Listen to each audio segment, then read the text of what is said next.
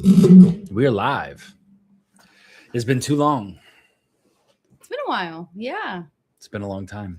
Been a while. What song is that? I think that's Mhm. Stained. Been a while. Been a while. I think it's That's been all a I know. And it's been a while by Stained.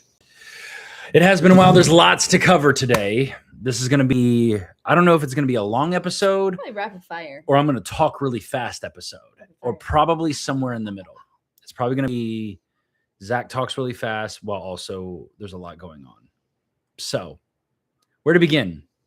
I think our last vlog we talked about open house and the big Yes. success it was. 23 people, king cake party, It was fun. all the cross-pollination of relationships coming together in our home and how amazing it was. Yeah. Okay. Since then. Let's go to the next big moment. The next big moment for that was we got invited to a church planters assessment. Yes. We went to, That happened in the beginning of March. yes, we went to Cucamonga, California. Is that where we went? I feel like we went to Ontario. Is that wrong? I struggle with all the California names for, yeah. I don't Anyway, we landed in the Ontario airport. know. Yes. And the church, the assessment was like 15 minutes from the airport. So we'll just call it Ontario. But yeah, we got invited, didn't really know what was going on and what was going to happen. We were just, honestly, it was one of those things like the doors were opening. So we just kind of followed. Yeah. Backstory on how we got connected with this church planting network. A couple blogs ago, I had talked about the Aspire conference where we got prophesied over and the Lord opened doors where we could get influence with relationships, XYZ. Well, while I was at Aspire conference, I met Mark Neal, who is the head of the Aspire network, or now head of the Aspire network. And he got me connected to their church planting division. And they invited Naomi and I out in March to just be assessed. We had no idea what that meant. Yeah. No idea. No clue. But we went. Yeah, we went. And then, but even before we went, they sent us like 15, 20 hours worth of prep work. Oh, yeah. I mean, I had to prepare 2 presentations on my own. She had to prepare 2 presentations on her own. Then we had to do a joint presentation together. So 5 presentations total. We had to provide, our debt to income ratio. We had to give our test. We had like 6 assessments. It was like crazy amount of prep work, which we all did the night before. We're not chronic procrastinators. We just tend to procrastinate. Would you say that's valid? It's unfortunate, but yes, both of us. Yeah. It's true. Yes. So we do this prep work. We get on the plane. We go, and it's at this church, and I literally don't know what to expect. I don't know how many other people are going to be there. I don't know other assessors. Yeah. I don't know. We don't know anything. We're just like, okay, I guess we're going to go try this thing out. The network is called this Aspire, ASPIRE. And I know a couple people, like I know Nick Pulley, he's in a men's group with me, and I know he's connected to them. And I know that Wade and Sweb, another friends of ours, are connected with Mark on these clarity events, these kind of like church leader events all throughout the country. So there's like these loose connections, but I really have no idea what to expect. So we show up, and like the craziest thing, at least for me, I wouldn't say craziest, the most interesting thing starts to unfold, where I realize there are only 3 couples being assessed. So 6 people in total, me, us, and 2 other couples, but there are 12 assessors. So, and the way that the room is set up is like, they've got, 2 circular tables put together. And then behind those tables are these long rectangular tables where 12 individuals are scattered across. So we're constantly being observed. Yeah. And then they have a stage where they're doing teachings and things like that. So kind of felt like we were under a magnifying glass. From the minute you walk in, you realize you are under a microscope. Yeah. And basically it's 2 full days of that microscopic analysis. Yeah. and we do our presentations in front of these people. We get kind of trainings and a little bit of backstory about what Aspire Network is and the whole purpose. And I think the overarching thing that was attractive to me at the Aspire conference was attractive to me at the assessment, and then is still attractive today, is their emphasis and desire on healthy leadership and intimacy with Christ. They are Right. not in the business of burning pastors out for the sake of metrics. They're not about, putting together launch plans and niching down on a certain denomination, and you have to have this type of church expression, or you must run this playbook. They're not really too deeply concerned about all of that. Their concern has been, and the assessment was all about, are you a healthy leader? Are you and your wife healthy? Is your marriage healthy? Is your kids healthy? Like, do you have metrics and patterns and disciplines within your life that can sustain a church plant? And man, they lifted up every rock. I mean, very intense interviews around our marriage, very intense interviews around our finances, very intense interviews around our ministry experience.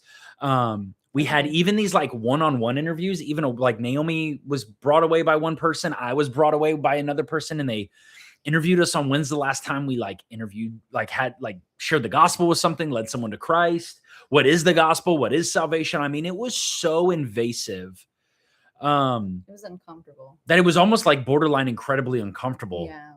And they even had us do this group project, which was crazy. So you've got, 3 church planter couples, all with, high level leadership, high capacity, big vision. And they put us all into this group project that we had to solve this like problem together and present. It was intense. Yeah. It was very intense.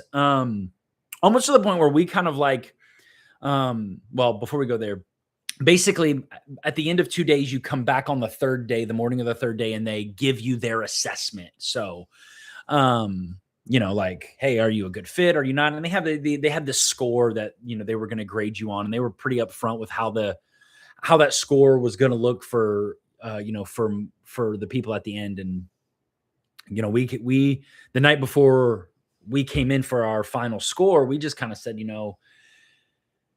if the score is anything but go with Aspire, meaning like they want to partner with us, I think we're just gonna because we're good. Like, we never really wanted to go with a network. We had kind of this whole vision and assignment and mission for us was like not really predicated on acceptance in any kind of network anyway. This isn't a thing that the Lord has put on our heart. We're obedient to it.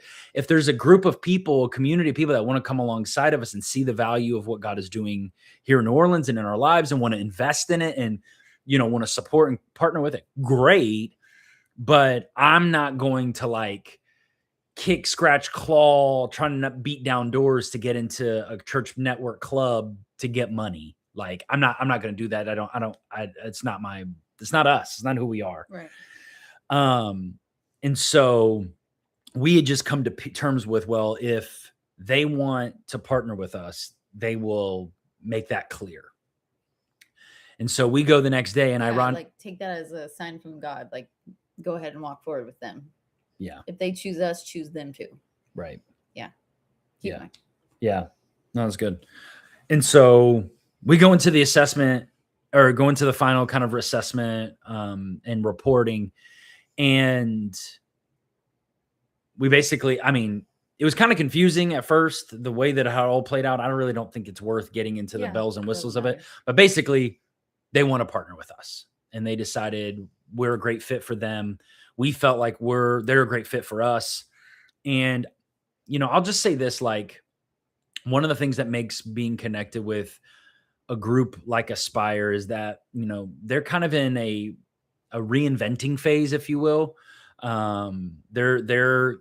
have a great legacy and lineage. They've been a denomination. They have some great partnerships with longstanding churches and ministries, but they're actually in a rebrand and kind of a reorganization and trying to figure out who they are and where they're going.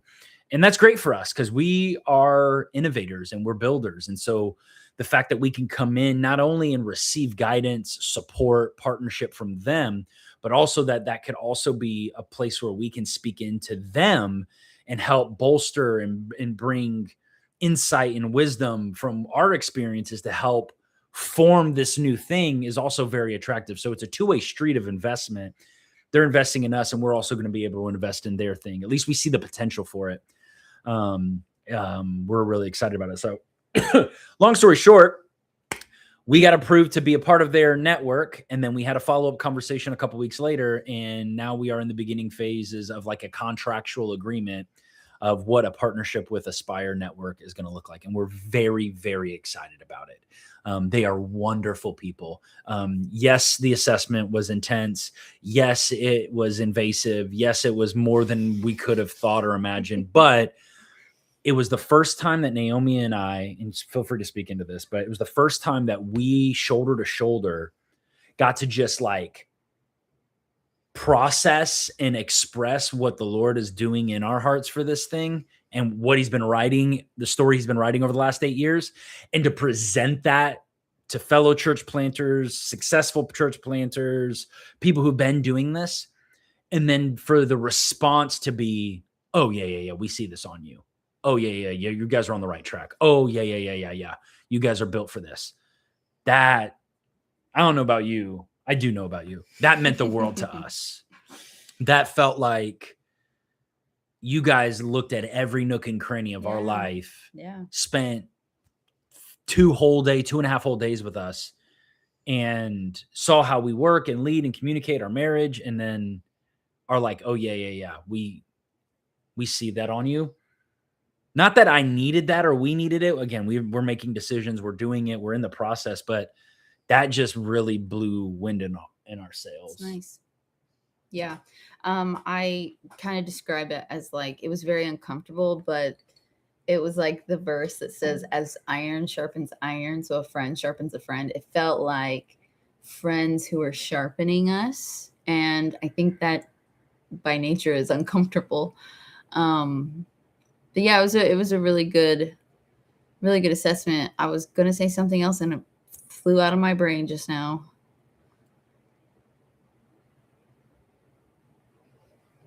Go back. Assessment, approval. Pregnancy ring. Oh yeah. We'll get there next. So yeah, it was good though. It was good. Feel free to interrupt if it comes back. Come back. So that's a big piece of the chapter coming out of our last open house. We did that assessment. We got approved. Now we're in, talks about what that's going to look like. So we're going to go with Aspire, and they're going to be our tribe. And I got it. Okay, it's back. Oh, go ahead. Something that they said the whole time that I really liked was that some of their, like he said, they really care about, are the leaders healthy? And something that stuck with me was, your first title is not pastor, it's parent. And I really, really appreciate how much they care about us as individuals, but us as a family as well. Yeah. So it just feels like I don't know, it's just nice to be around like a group of people who are doing missional work and doing it professionally and doing it in a way that cares for the heart of the person rather than just the outcome or the numbers or the metrics, if that makes sense. So yeah, I'm excited to get further into, like, we haven't officially, the ball hasn't started rolling yet with them. It will eventually, but I'm excited to get to know them more and really start the relationship with them. Yeah, me too. So that's Aspire. Yes. Now, 3 days later. Yeah, 3 days later. No. 3 days later? No, that is not right. That is not right.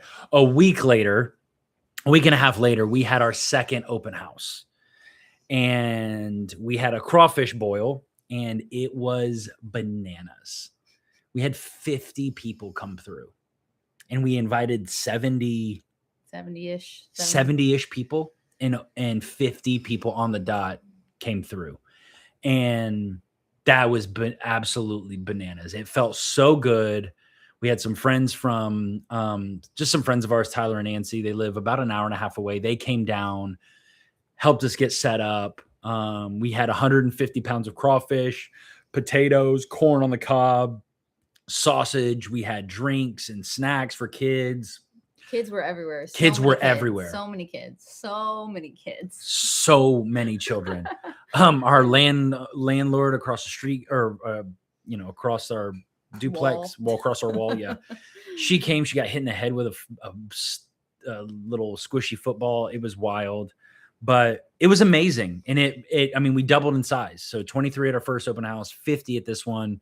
It just feels like momentum. It feels like, man, people are hearing about what we're doing as far as like gathering, is encouraging. We can draw a crowd. And some great conversations came out of that. Naomi built some amazing relationships with people at a park, and they showed up. Well, crazy thing is, one of the couples she met randomly at the park shows up and tells us, "Hey, I've been in this house before." Like the past renters were our friends. And that's just wild. Like, New Orleans is not a small town. There's hundreds and hundreds of thousands of people that live in the city. Right. And yet you meet the one couple at the park who's been in this house before. It was wild. And that's pretty wild. And so we are feeling the momentum, and feeling what the Lord is doing. And it was incredible. Is there any other like stories outside of that?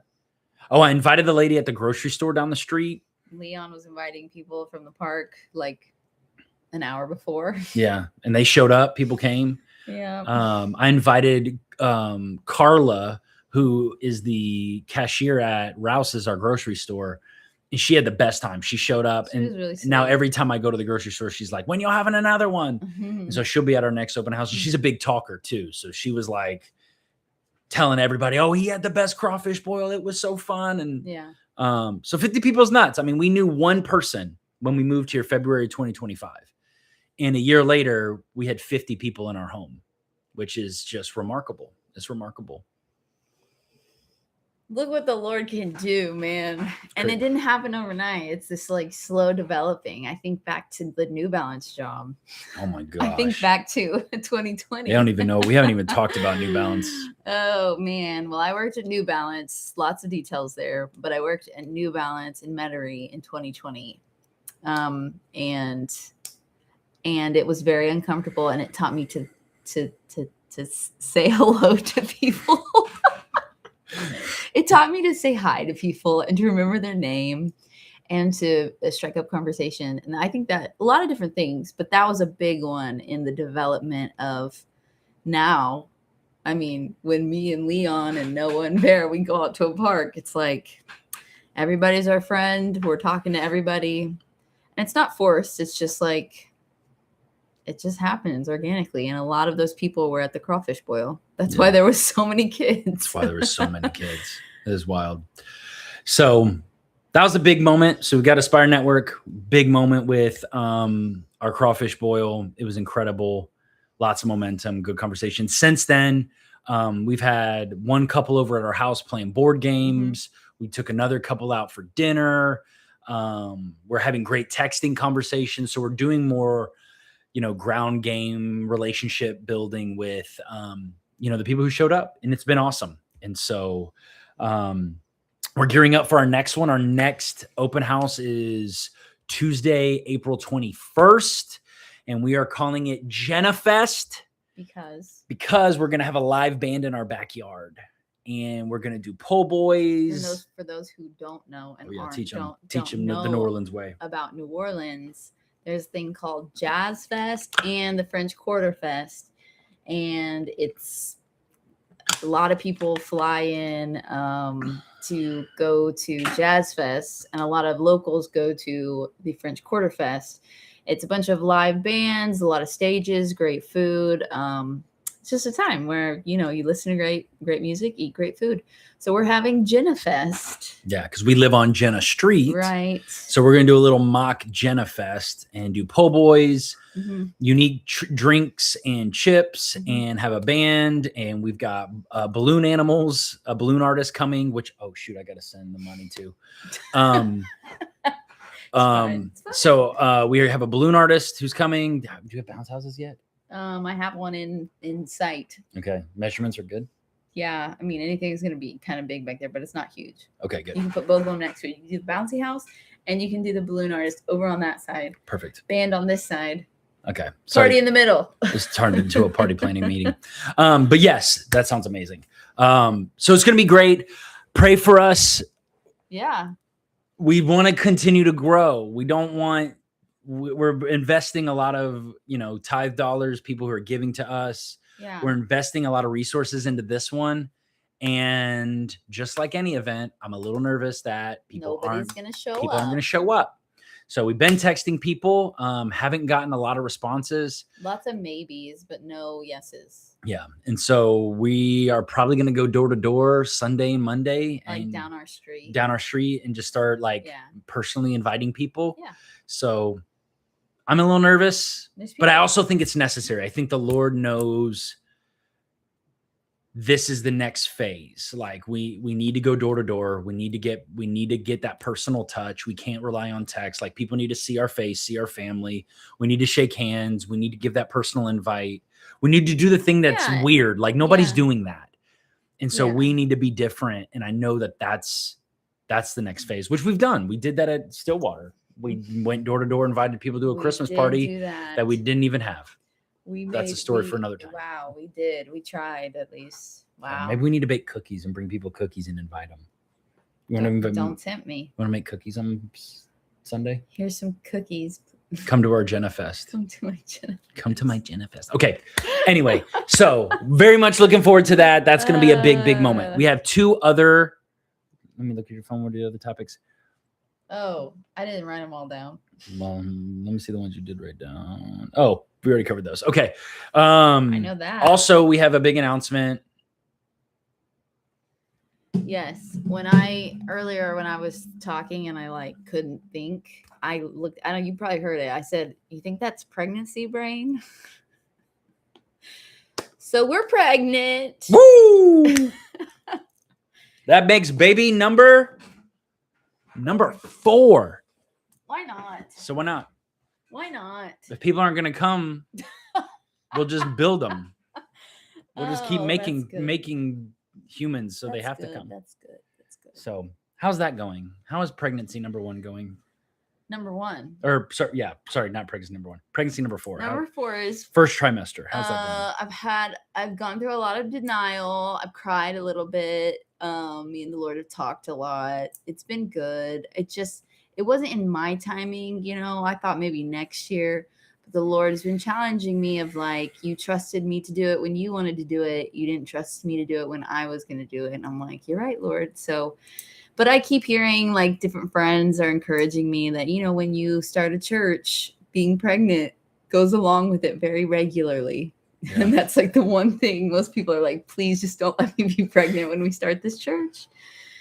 And here I am being pregnant. But first, but I'm also been really excited. I went on a walk today and I was holding my stomach, and I'm not showing, but I was just connecting, and the fact that there's going to be another family member that we're going to meet is pretty exciting. Yeah. And I know there's going to be a lot of joy that comes from it. As far as first trimester goes, I'm pretty chill. Everything's fine. Just get occasional sadness and tired, and got hit with an ocular migraine the other day, which is pretty common in the first trimester for me. But then after that, everything's fine. So yeah, it's good. I feel like I've been given a promotion. I feel like everybody actually has been given a promotion. Yep. And we're just gonna level up, and this team is gonna be more and more of a team. Leon is 5, and Noah is 3, and Vera is 1.5. And Leon and Noah load and unload the dishwasher. So it's wild. They'll be 6, 4, and 2 when they're born. Leon will be 6, Noah will be 4, Vera will be 2. Yep. So that Those just feels good good. Ages. Yeah, good feels ages. Nice, little even, clean. I cannot believe I'm having 6, another 4, baby. 2, 0. It still hits me. You know. It's pretty wild. We're gonna have to figure some things out, but yep, it's fun. I'm excited. I wanted them all close together. I'm pumped. I'm very pumped. I always said 3 by 30. Okay, so I'll have 4 by 31. Yeah. I didn't know there'd be 4 by 31, but that's fine. A couple another life updates. That's a big one. That's a big one. Are you ready to move on from that? Yes, I don't want I'm to diminish it ready. because that's a big I'm one. ready. That's a big one. I'm ready. This one's not as big. I got a promotion at my job. That's huge. So shout out to Michael Howard at Black Fox Media. We all got promotions. I'm now an accounts director. Can we like cue like applause on the? Yeah, maybe. So that's big. I've traveled a lot in Q1. I think I was on 20 or 22 airplanes in Q1 alone. So it was wild. I was in California. I was in Texas. I was in South Carolina. I was in Florida. I was all over the place. So this quarter is a lot less travel. And so we're locking in on some rhythms. We started 75 hard. If you don't know what it is, go look it up. This is our third time rolling with it, but it just helps us get locked in on our eating, on our mental, and everything. It's good for us. It's hard. It's just, we're past the initial, like, we're doing it, we're starting, and that being motivating. And now we're just in the, like, we're doing it. Keep going. Just keep going. There's no results yet. Just a lot of tiredness from waking up at 5 because to get that first, anyways. Yeah. But now it's like, just do it. But we know the results are worth it. Yep. I agree. And Lord's been faithful to us. I think the big thing people keep asking, like, what can we pray for? We get that a lot. I think the biggest things people can pray for, number one, is continued momentum in our open houses. We just love the Lord to continue to draw people. Yeah. And that the people would be put in our path and we'd have the confidence and boldness to invite them to our home. Second is just like deeper intimacy with Christ. Like, we're seeking him daily. Like, we can't do this without him, but we want to go deeper. We want more of him. Whatever more he has for us in the kingdom, we want it. We want to taste it. We want to see it. We want to operate in it. We want the power and the authority of it. And so we want greater intimacy with him and greater proximity to his spirit. Number three, our car situation is very unique. And now that we're having another baby, right now we have a 4-door Toyota Corolla. And it's tight in there with a family of 5. And it's even tighter with a family of 6, meaning that's actually impossible. So prayers around how we're going to get a better vehicle and which one to get. We've got ideas. We've been kicking things around. We're looking at our finances. We got some great things coming. A tax return that's going to help clear up some situations for us. And we're going to be in a really, really good spot in the next couple weeks. But just provision, direction, and guidance around a car purchase is a big deal. And so I think we're going to go like Sprinter van, I think is the route we might go. Mercedes-Benz Sprinter van, like a 12-seat, 8-seat kind of situation, just like rolling in a bus kind of thing. But we don't know yet. So we just want guidance and direction on that. It'd be great though, because then like neighborhood kids can just hop in, come to church with us. Yes, like easy. It just becomes like so much space for people. So much space for people. And that's, I think, what makes the Sprinter option attractive. Mm-hmm. But we could go like Toyota Sienna. We could go Suburban and just do like the SUV thing. We just don't know. So that's a big prayer request. Is there any other prayer requests you have? Recently, well, it's like probably the whole time since we've been here, I would say prayer to push back the darkness. There is definitely a spiritual battle going on everywhere in the world. I think there is absolutely a spiritual battle happening over and in the city of New Orleans. And I know that we are a lighthouse in the city. But if you could pray with us that the darkness, I honestly see it like a cloud almost hovering over the city, and that the Lord would lift it.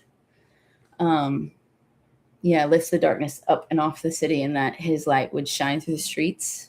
Very visual, but shine through the streets and like shine over the city. And that because I know that the Lord, he loves his people all over the world, and he's placed New Orleans on our heart. So I definitely feel like the Lord has loves his people in New Orleans, and it has his eye on them and wants them back, and wants to take back territory for the kingdom of God. So just to pray to push back the darkness, the kingdom of darkness, maybe. and to pray over our family specifically, that we would be I want to say the right words, I guess, protected, but also aware. There's three things that I prayed over us before we moved here, and I'll say it again, is for boldness over our family to do the thing that we know we're supposed to do, wisdom to know what to do, and then favor, that the right doors would open, that we'd walk forward in favor. So to push back the darkness, and for boldness, wisdom, and favor. That's great. I want to read this and then we'll be done. 2 Corinthians 4, verse 7 through 12. But we have this treasure in jars of clay to show that the surpassing power belongs to God and not to us. We are afflicted in every way, but not crushed, perplexed, but not driven to despair, persecuted, but not forsaken, struck down, but not destroyed. That reminds me of that old song. Struck down, but not destroyed. I'm blessed, I'm not, but not cursed, for his promise will endure. Joy is gonna be my strength. Though the sorrow may last for the night, joy comes in the morning. And then we did like a sign language. Yes, Lord. I'm yes, trading Lord, my yes, sorrow. Anyway, that just... Yes. Every time I read that, I think that. Yes, Lord. Verse 10. Always carrying in the body the death of Jesus, so that the life of Jesus may also... So the life of Jesus also may be manifested in our bodies. For we who live are always being given over to death for Jesus' sake, so that the life of Jesus also may be manifested in our mortal flesh. So death is at work in us, but life in you. And that is very much, even though there is momentum, even though God is blessing, even though we get to share the highlight reel of what this process is like, this is very hard. And this is incredibly challenging. And we are up against a lot of adversity. And the Lord is faithful. And he has seen us through every obstacle and through every situation. But there are mornings where we wake up and it's like, what are we doing here in New Orleans? There are times where it's like, how is this going to happen? There are times where it's like, do we have what it takes? Do I have the energy? I am tired. Oh, Lord, I need your strength today. And he shows up, and we have to focus on today's problems. We can't worry and stress about who's going to come to the open house and who's the next donor going to be. Like those problems plague us often. And those are questions we're constantly wrestling with, but if we give them too much energy and power, they really become debilitating. And so we love your prayer, because yes, we have highlights. Yes, we just gave you the highlight reel, but intermittent between these, mountaintop moments, there are valleys. There are times of sorrow and despair and frustration and doubt and insecurity and questions and all the things, which is life. I don't want to get on this, and act like, oh, like the Crawfords are just killing it in New Orleans. Everything's up and to the right. It's like, no. There's a lot. We're humans. We have responsibilities. We have kids that need moms and dads. We have jobs. We have, bills to pay. Like there's real life things. We're not immune to any of that. And so I just wanted to let you know, like, that verse was shared to me recently. And it's something that, it just reminds me of what it was like in Stillwater, where the Lord really beckoned me to die. He really invited me into his death and then promised me his resurrection. And I believe that our ministry in our church is all about the resurrection and the hope of resurrection, that even in the midst of suffering, even in the midst of despair and grief and sorrow and all the pressures of this world, that we can still have joy because of Christ, because there's a promise on the other side of it, that he promises to be with us in the moment. And he can be our strength. His burden is easy, his yoke is light, and we can hold on to that. And that gives us great joy and hope. And then even in the midst of all of that, there is life. His life is present there with us. And so we're experiencing that. It's not always easy. It's very trying. It's very challenging. But it's not without purpose and it's not without reward. And so, anyway, that's it for us. Any final thoughts for you? And then I wanted to close this thing out. Yeah, the reward is him. The reward is him. In case you were wondering, The reward is him. the reward is him. All right. Let's close it out like we used to. You remember how we used to on our Twitch stream? That's my super short show. As always, there's 3 things important in this life. I didn't mean that. That's not my show. Don't whatever. In life, there's 3 things that there are 3 things important. Faith, hope, and love. And the greatest of these Is love. and we love you. We did used to end it like that. We That's did. wild. Anyway, It's true. faith, hope, and love. But the greatest of these is love. Thanks, dog. That's it. I'm closing this out. Peace.